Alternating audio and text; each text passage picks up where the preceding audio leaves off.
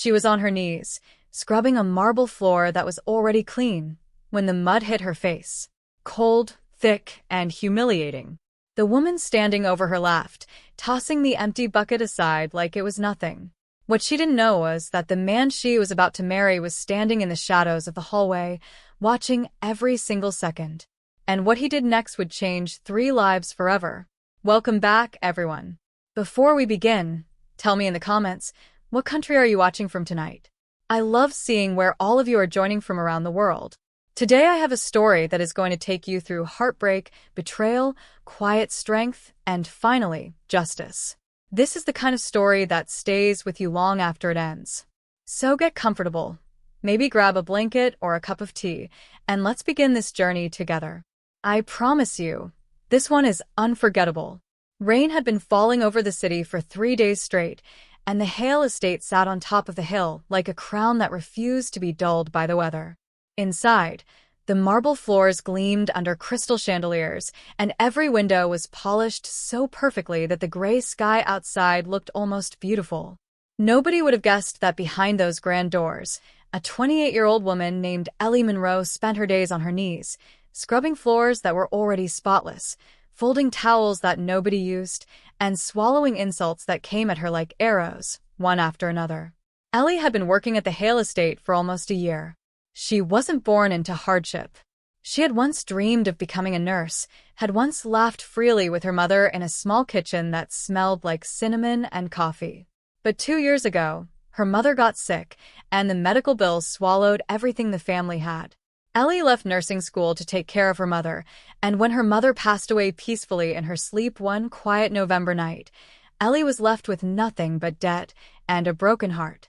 She took the maid job at the Hale estate because it paid well and because Mr. Nathaniel Hale, the 32-year-old billionaire who owned the estate, had a reputation for being fair to his staff. What Ellie didn't expect was that his fiancée would make her life a living nightmare. Vivian Cross was 29 years old, beautiful in the way that magazine covers are beautiful, with sharp cheekbones and a smile that could either charm a room or freeze it solid. She had grown up wealthy, the kind of wealthy where every want became a need and every need became a demand. When she got engaged to Nathaniel 6 months ago, she treated the Hale estate like her personal kingdom and everyone in it, including the staff, like subjects who existed only to serve her. From the very first week, Vivian had taken a strange, cruel interest in Ellie. Maybe it was because Ellie was quiet and never fought back. Maybe it was because Ellie had a gentle kindness about her that made the other staff members genuinely like her, while people tolerated Vivian out of fear rather than affection. Whatever the reason, Vivian found small ways to torment her almost daily. She would spill coffee on purpose and demand Ellie clean it immediately. She would hide expensive jewelry and accuse Ellie of theft, only to find it later in her own drawer. She would raise her voice in front of guests, calling Ellie careless, lazy, stupid, words that cut deeper each time because Ellie had no one to defend her. Nathaniel Hale was rarely home. He ran a shipping and logistics empire that stretched across 3 continents, and his days were filled with board meetings, negotiations, and video calls that started before sunrise and ended long after dark. He trusted his household staff to run smoothly under his estate manager, and he trusted Vivian to be the graceful, composed woman he believed he was going to marry. He had no idea what was happening inside his own home. Ellie never complained. She needed this job. She needed the roof over her head that came with the staff quarters, and she needed the paycheck that helped her slowly climb out of the debt her mother's illness had left behind. So she bit her tongue, lowered her eyes, and kept working, telling herself that this was temporary, that things would get better, that she just needed to survive one more day, and then one more day after that. But there is only so much a person can endure before something breaks, or before something changes. On that particular rainy afternoon, Vivian had returned from a shopping trip in a foul mood. She had wanted to buy a certain diamond bracelet, and the store had informed her that a wealthy client had purchased the very last one just an hour before her arrival. Vivian stormed into the estate, dripping with rain and rage, looking for someone to blame for a day that had nothing to do with anyone but bad timing. She found Ellie in the garden hallway, tending to a row of potted orchids that lined the windows. Ellie had just finished watering them and was wiping her hands on her apron when Vivian appeared, her heels clicking against the floor like a countdown. "You," Vivian said, her voice sharp enough to cut glass. "Why does this hallway smell like wet dirt?" Ellie looked up, startled. "I'm sorry, Miss Cross. I was just watering the—" "I don't care what you were doing," Vivian snapped. "This entire house smells like a swamp because of you." Ellie lowered her head immediately. "I'll clean it right away." But Vivian wasn't finished. She had been humiliated at the jewelry store, and she needed somewhere to put that humiliation, and Ellie, quiet and defenseless Ellie, was standing right in front of her. "Get on your knees," Vivian said. "Scrub this entire hallway. Now." Ellie's heart sank, but she didn't argue. She had learned that arguing only made things worse. She knelt down on the cold marble, pulled a cloth from her apron pocket, and began wiping a floor that had barely a speck of dirt on it. What Ellie didn't know, what nobody in that hallway knew, was that Nathaniel Hale had returned home early that day. He had canceled a late meeting after receiving news that made his stomach turn, information about his company's newest shipment contract that didn't add up, numbers that seemed carefully hidden, a pattern that worried him deeply. He had come home planning to review documents in peace, walking quietly through the side entrance near the garden hallway, his mind buried in numbers and suspicion. He heard Vivian's raised voice before he saw her. And when he turned the corner and saw his fiancée standing over Ellie, who was on her knees scrubbing a spotless floor, something in his chest tightened. He stayed in the shadow of the hallway archway, unseen by both women. He wanted to understand what he was witnessing before he interrupted. "Faster," Vivian said, her arms crossed. "I don't have all day to watch you crawl around like a turtle." Ellie's hands trembled slightly, not from the cold marble beneath her knees, but from the humiliation pressing down on her chest. She had been treated poorly before, but there was something about being watched, about being spoken to like she was less than human, that never stopped hurting no matter how many times it happened. "I'm almost done, Miss Cross," Ellie whispered. "Almost isn't good enough," Vivian said. And then, as if some cruel idea sparked behind her eyes, she reached over to a small gardening bucket sitting near the potted plants, the one filled with muddy water Ellie had used earlier to feed the orchids. Nathaniel, still hidden in the archway, felt his stomach drop as he watched Vivian pick up the bucket. Ellie didn't even have time to react. "I want to ask you something before we continue. If you were in Ellie's position, quiet, alone, with no one to protect you, would you have the strength to stay silent, or would something inside you finally break? Let me know in the comments, because what happens next changes everything." The mud hit Ellie's face and shoulders in one cold, disgusting wave, dripping down her cheeks, soaking into her collar, staining the apron she had ironed so carefully that morning. For a moment, the entire hallway went silent except for the sound of dripping water and Vivian's cruel, satisfied laughter. "Maybe now you'll actually clean this floor properly," Vivian said, tossing the empty bucket aside with a clatter. "Honestly, you people are so difficult to deal with."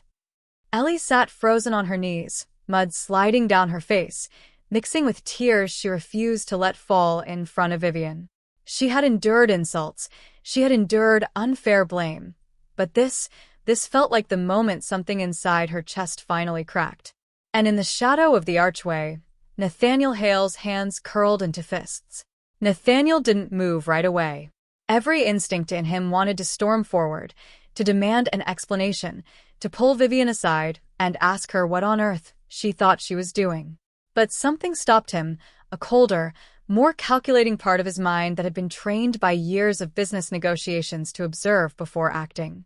He wanted to see what Vivian would do next, whether this was a single moment of cruelty or a pattern he had somehow missed. He watched as Vivian turned on her heel and walked away without a second glance, her wet shoes clicking against the marble, leaving Ellie kneeling in the mud she had just been humiliated with. Ellie stayed there for several long seconds after Vivian disappeared around the corner. She pressed the back of her hand against her eyes, wiping away tears mixed with dirty water, and took a shaky breath. Then, slowly, she began cleaning the hallway again, this time cleaning herself as well, wiping mud from her face with trembling hands. Nathaniel finally stepped forward, his footsteps announcing his presence. Ellie looked up, startled, her face still streaked with mud and tears, and immediately tried to scramble to her feet. "Mr. Hale, I'm so sorry. I didn't realize you were." "Don't apologize," Nathaniel said quietly, his voice gentler than she had ever heard it. "You have nothing to apologize for." Ellie froze, unsure how to respond. In all her time working at the estate, Nathaniel had barely spoken more than a few polite words to her. He was always busy, always somewhere else, a distant figure whose photograph appeared in business magazines more often than his actual presence appeared in the hallways of his own home. "How long has this been happening?" he asked. Ellie's throat tightened. She thought about lying, about saying it was nothing, a one-time misunderstanding. But something about the way he looked at her, with genuine concern rather than pity, made the words spill out before she could stop them. "It's been happening for a while, sir," she admitted quietly. "I didn't want to cause trouble. I need this job." Nathaniel's jaw tightened, but his voice remained calm. "You're not going to lose your job for telling me the truth. I promise you that." He excused himself and walked away, but not toward Vivian. Instead, he went to find Mrs. Patterson, the estate's longtime housekeeper, a woman who had worked for the Hale family for over 15 years and who had practically watched Nathaniel grow up. If anyone knew the truth about what happened in this house when he wasn't around, it would be her. Mrs. Patterson was in the kitchen when he found her, and when he asked her directly what she knew about how Vivian treated the staff, the older woman's face fell with a mixture of relief and worry. "I've wanted to tell you for months, Mr. Hale," she confessed, wringing a dish towel in her hands. But Miss Cross made it very clear that anyone who complained about her would be dismissed immediately. "And with the wedding coming up, I didn't think it was my place to interfere." "Tell me everything," Nathaniel said. Mrs. Patterson did. She told him about the false accusations of theft, the public humiliations in front of guests, the way Vivian seemed to specifically target Ellie more than anyone else, as if she found some twisted satisfaction in watching the quiet young woman suffer. She told him about nights when Ellie worked hours beyond her shift because Vivian demanded impossible tasks be finished before bed, about the time Vivian made Ellie stand outside in the cold for nearly an hour as punishment for a wrinkled tablecloth. With every word, Nathaniel felt a heaviness settle in his chest, the weight of guilt for not noticing sooner, mixed with a growing anger toward the woman he had been planning to marry. That evening, Nathaniel found Vivian in the study, scrolling through her phone, completely unbothered, as if the afternoon's cruelty had already been forgotten. "We need to talk," he said. Vivian looked up, offering him a practiced smile. "Of course, darling. Is everything all right? You seem tense." "I saw what you did to Ellie today," he said, watching her face carefully. For just a flicker of a second, something shifted behind Vivian's eyes, surprise, maybe even fear, before she smoothed it over with practiced calm. "Oh, that? Nathaniel, she was being careless. I was simply teaching her a lesson about responsibility. You know how the staff can be if you don't keep them in line." "You poured mud on her face," he said flatly. "That's not teaching a lesson. That's cruelty." Vivian's expression hardened slightly, defensive now. "You're really going to lecture me about how I speak to the help? Nathaniel, I run this household while you're off flying to meetings across the world. Someone has to keep things in order. There's a difference between keeping order and humiliating someone who has no power to defend herself," Nathaniel said, his voice steady but firm. "I've heard from Mrs. Patterson tonight about things that have been happening for months. False accusations, public humiliation, unpaid overtime you forced onto her. I want to know why." Vivian's cheeks flushed, and for the first time since he'd known her, Nathaniel saw genuine anger flash across her face, not performed anger, but real frustration at being caught. "You're taking the word of a maid over your own fiancé?" "I'm taking the word of my own eyes," he said quietly. "I watched it happen, Vivian. I stood there and watched you do it." The room fell silent. Vivian's mouth opened and closed, searching for words that could undo what had just been confirmed. Finally, she straightened her shoulders and tried a different approach, softer now, almost pleading. "Nathaniel, I love you. I know I can be harsh sometimes, but running a household this size is stressful, and I only want everything to be perfect for our wedding, for our life together. Maybe I was too hard on her today. I'll apologize if that's what you want." Nathaniel studied her for a long moment. Part of him, the part that remembered falling in love with her charm and confidence 2 years ago, wanted to believe her, wanted to think this was simply stress and misunderstanding. But another part of him, the sharper, more observant part that had built an empire by reading people accurately, noticed that her apology was about smoothing things over, not about genuine remorse for Ellie's suffering. "I want you to apologize to her directly," he said. "Tomorrow morning." Vivian's eyes flickered with something unreadable before she nodded. "Of course." But as Nathaniel left the study that night, he couldn't shake a growing unease, a feeling that there was something deeper here, something he was still missing. And strangely, that same unease connected to the suspicious shipment numbers he'd been reviewing before he came home, numbers tied to contracts Vivian had personally recommended he sign months ago, business connections she had introduced him to during their engagement. Could these two things possibly be connected? He didn't know yet. But something told him the mud on Ellie's face was only the beginning of the truth this house had been hiding from him. "I want to ask you, do you think Vivian's apology will be sincere, or is she only trying to protect herself?" Stay with me, because the next part of this story is going to reveal something that will completely change how you see everything that's happened so far. The next morning arrived with pale sunlight breaking through the clouds, though the tension inside the Hale estate remained thick as fog. Ellie woke early, as she always did, her body sore from the previous day, her heart heavy with the humiliation still fresh in her memory. She almost didn't want to go downstairs, terrified of facing Vivian again, but she had nowhere else to go and bills that wouldn't pay themselves. She was surprised to find Nathaniel waiting for her in the kitchen instead, a cup of tea already prepared on the counter beside a small plate of toast. "I thought you might need this," he said simply, sliding the tea toward her. Ellie stared at him, unsure how to respond to this unexpected kindness. "Thank you, sir. You didn't have to." "Ellie," he said, his tone gentle but serious, "I need to ask you something, and I need you to be completely honest with me, even if the answer is difficult." She nodded slowly, her stomach tightening with nerves. "Has Vivian ever asked you to do anything that seemed unusual? Not related to household chores, but something else?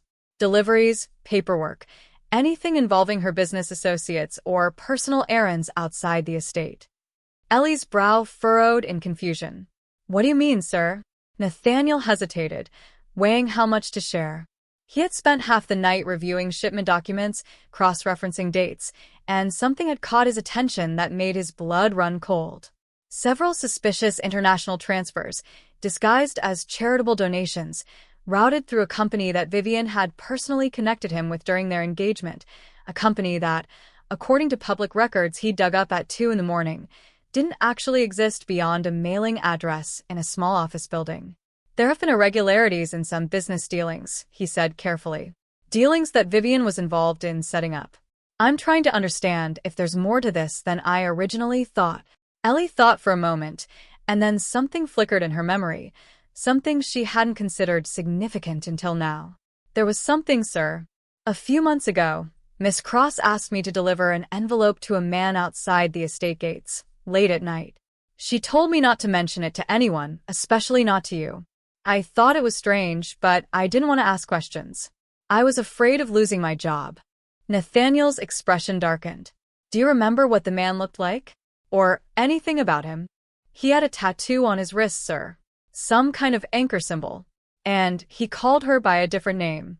Not Vivian. He called her Vera." The name hit Nathaniel like a blow to the chest. He excused himself immediately and spent the next several hours locked in his private office, making calls to his legal team and a trusted private investigator he had worked with in the past for business matters. By early afternoon, the picture that emerged made his stomach twist with a mixture of fury and disbelief. Vivian Cross was not who she claimed to be. Her real name was Vera Kaminsky, and she had a history that stretched back nearly 8 years, involving at least 3 previous relationships with wealthy businessmen, each one ending not in marriage, but in mysterious financial losses shortly after the engagement was called off or postponed.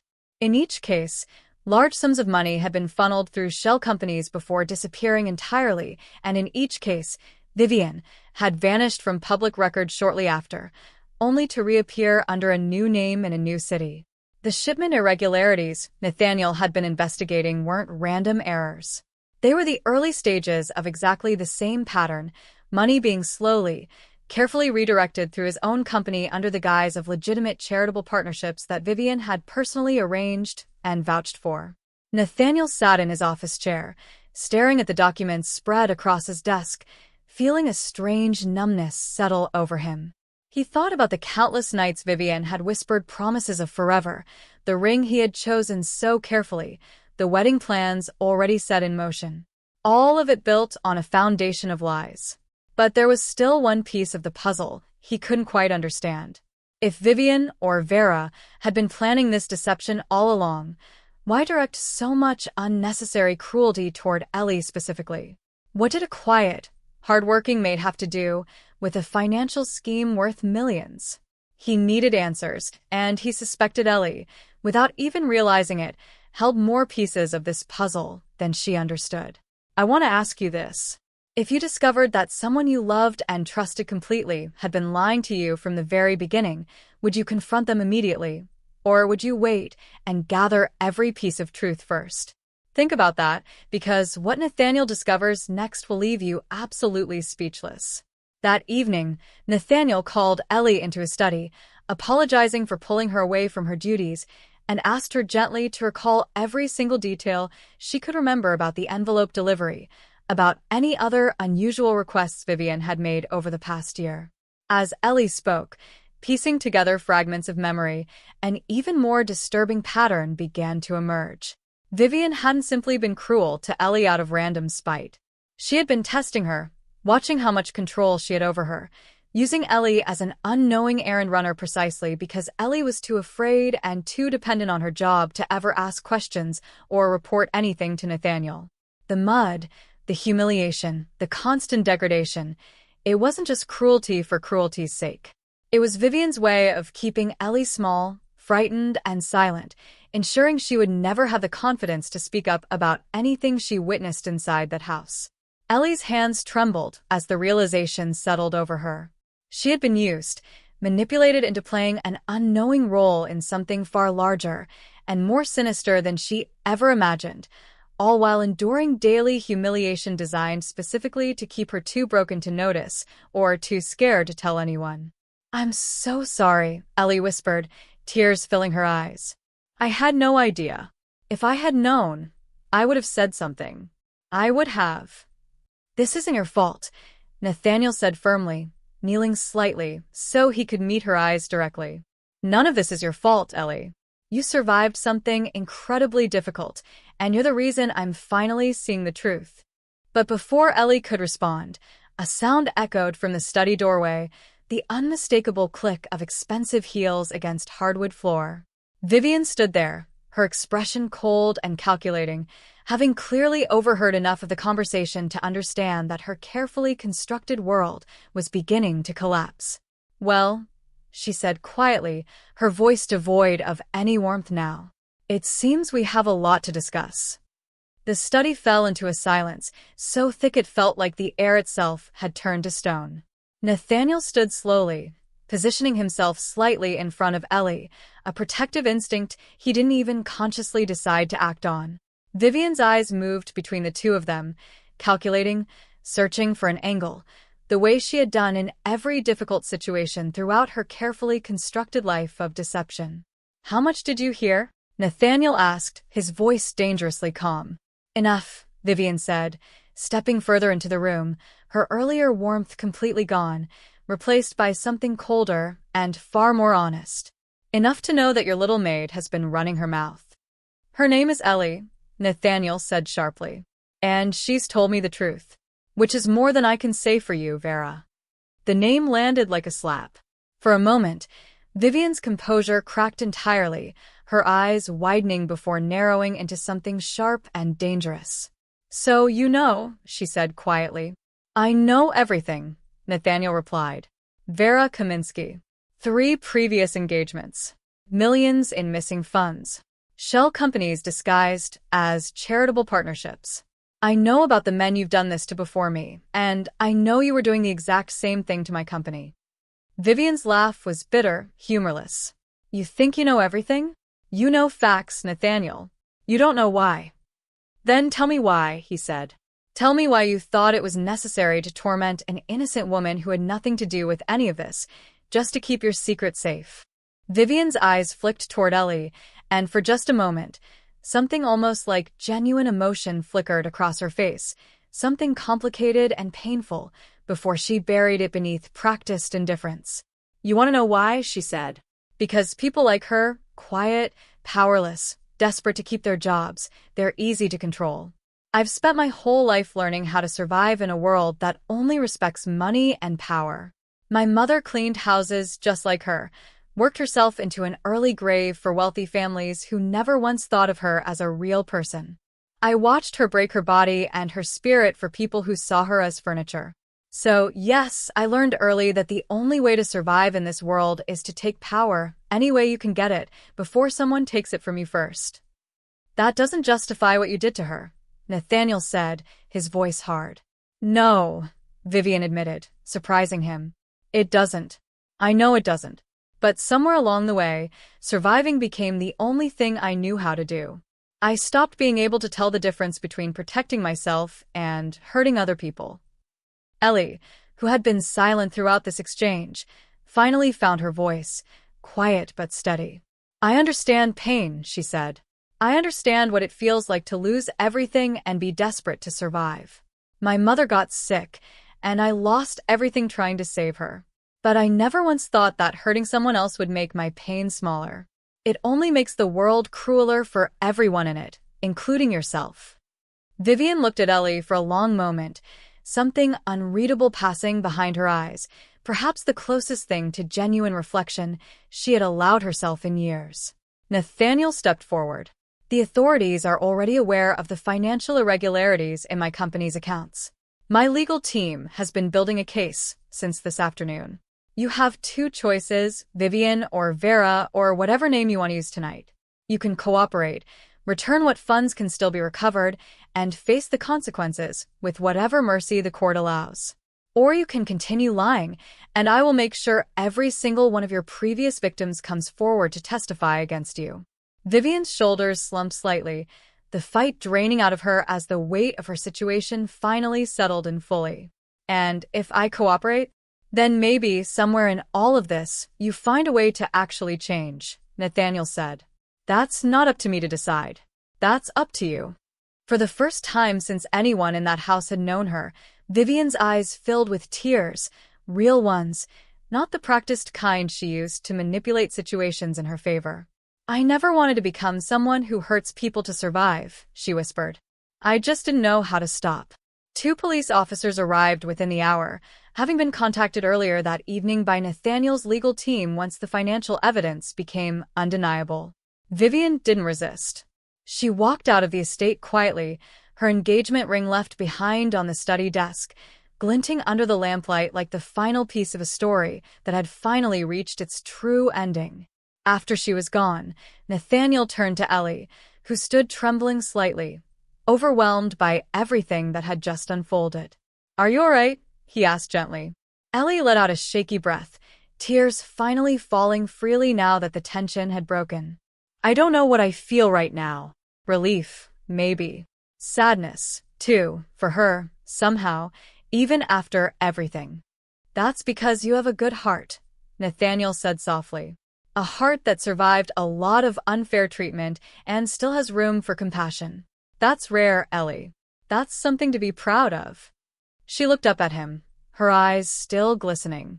Thank you, Mr. Hale, for believing me, for seeing me. I should have seen you sooner, he said quietly, regret evident in his voice. I'm sorry it took this long.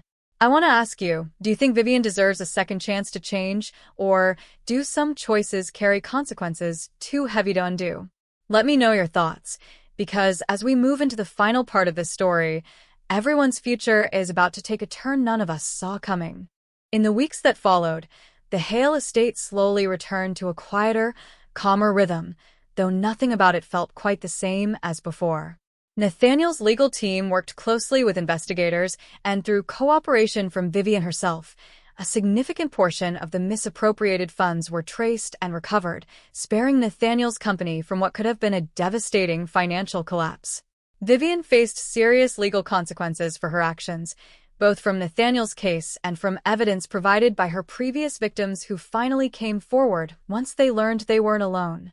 Her sentence included restitution and several years of supervised accountability, but during her legal proceedings, she surprised everyone, including herself, by choosing not to fight every charge, but to take responsibility, to begin, in whatever imperfect way she could, the long process of becoming someone different than the person survival had once forced her to be.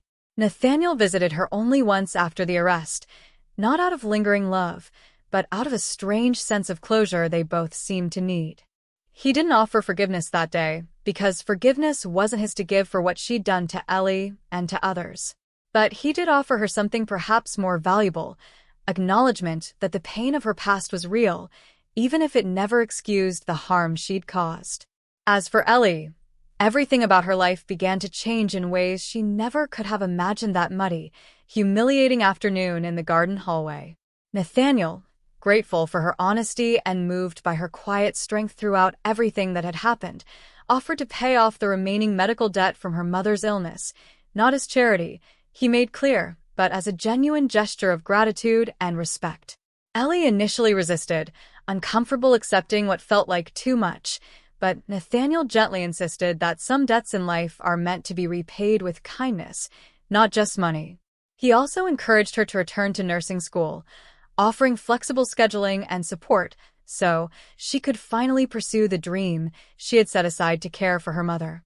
Ellie enrolled the following semester, balancing her studies with lighter responsibilities at the estate, and for the first time in years, she found herself looking forward to each new day instead of simply surviving it. Over the following months, something quiet and unexpected grew between Ellie and Nathaniel, not rushed, not dramatic, but built slowly on mutual respect, honesty, and the kind of trust that only forms after truth has been tested and proven real. Nathaniel found himself drawn not to charm or performance, the way he had once been drawn to Vivian, but to Ellie's genuine warmth, her resilience, and the quiet dignity she carried even through her darkest days. Ellie, in turn, found in Nathaniel someone who had finally truly seen her, not as staff, not as invisible help, but as a person worthy of respect and care. They didn't rush into anything. Ellie needed time to heal, to rebuild her confidence after years of feeling small and unworthy, and Nathaniel respected that completely, never pushing, simply remaining a steady, honest presence in her life. Slowly, gently, something beautiful began to bloom between them, built not on grand gestures or dramatic declarations, but on small moments of genuine kindness, shared laughter over quiet dinners, and the simple comfort of being truly known by another person. 2 years later, Ellie graduated from nursing school with honors, and Mrs. Patterson, along with the rest of the household staff who had watched her journey unfold, cried tears of genuine joy at her graduation ceremony. Nathaniel sat in the front row, beaming with a pride that had nothing to do with business success and everything to do with watching someone he deeply admired reclaim the future that had once been stolen from her by circumstance and cruelty. When Nathaniel eventually proposed to Ellie, it wasn't with the same extravagant display he had once planned for Vivian. Instead, it happened quietly in the garden hallway where everything had once gone so wrong, the same spot where mud had once stained Ellie's face and dignity. This time, surrounded by blooming orchids Ellie herself had nursed back to health over the years, Nathaniel knelt down, not to watch her suffer, but to ask her to build a life with him built on honesty, respect, and genuine love. Ellie said yes, tears of joy streaming down her face, standing in the very place where her lowest moment had once occurred, now transformed into the setting of her greatest happiness. Their wedding was small and intimate, filled not with business associates and social climbers, but with people who genuinely cared for them both, Mrs. Patterson proudly serving as an honorary member of the wedding party, and the household staff who had watched Ellie's quiet strength carry her through unimaginable hardship, finally celebrating alongside her.